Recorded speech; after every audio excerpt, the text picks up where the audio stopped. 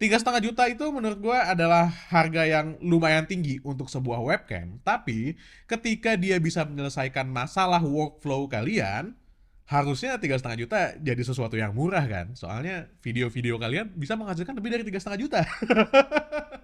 Contohnya aja, kalau misalnya kalian bikin konten itu nggak duduk kayak gue begini, tapi sambil bergerak ke sana, kemari gitu ya. Webcam ini bakal bisa memenuhi kebutuhan kalian.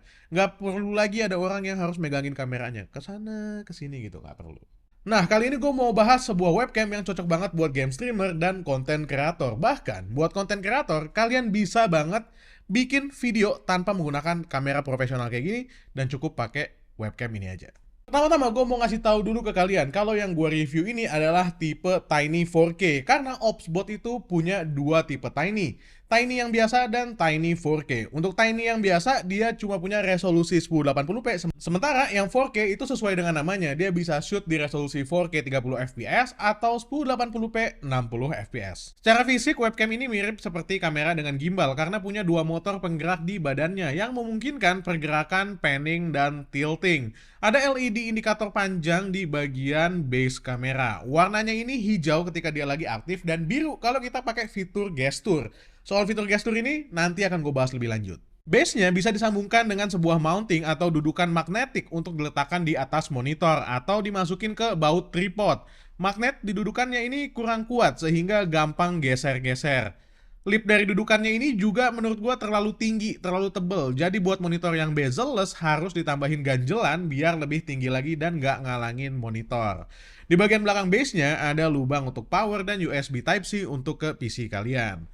Tenang, kabel USB Type-C dan juga kabel power ini tersedia dalam paket penjualan. Jadinya kalian nggak usah khawatir. Kabelnya pun panjang, ada kali sekitar 2 meteran panjangnya. So, aman lah. Selain kabel power dan juga kabel USB Type-C, kita juga dikasih sebuah carrying case. In case kalian mau bawa si webcam ini kemana-mana. Siapa tahu mau meeting di cafe atau mau shoot video di mana gitu. Karena webcam ini bisa banget dipakai buat shoot video tanpa perlu kameramen. Cuma sayangnya ya, kalau buat gue pribadi ini sayang banget ya. Karena kabel power dan kabel USB Type-C-nya ini masing-masing cuma dikasih satu ya.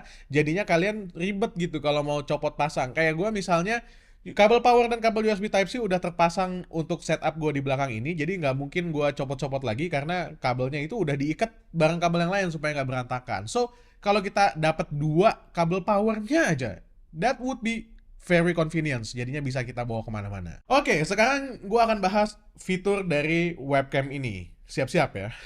Karena fiturnya bakalan mind blowing banget. Kayak yang udah gue bahas tadi, webcam ini punya resolusi 4K yang tajam banget, apalagi dibandingkan dengan bawaan laptop kalian. Tentu ini jauh lebih tajam.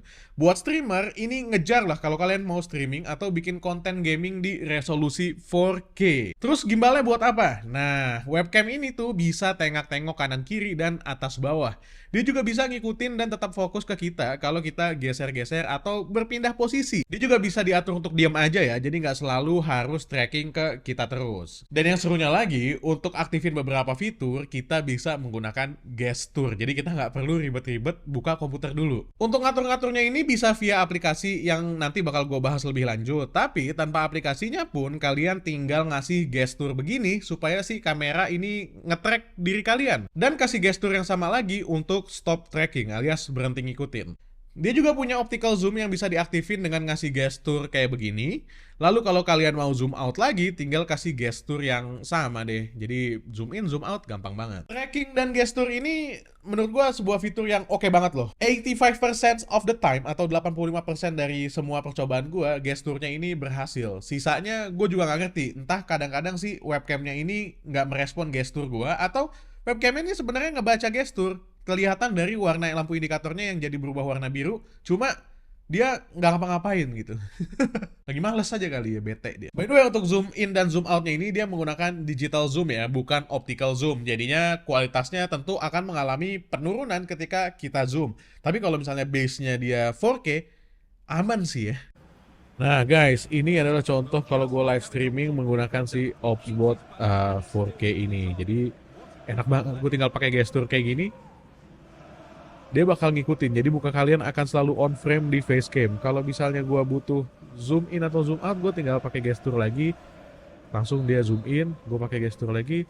zoom out. Nah, oke, katakanlah gue butuh ngambil sesuatu, gue harus ngambil sesuatu nih, tapi gue mau muka gue tetap muncul gitu di kamera. Ini bisa banget kayak gini. Tunggu ya.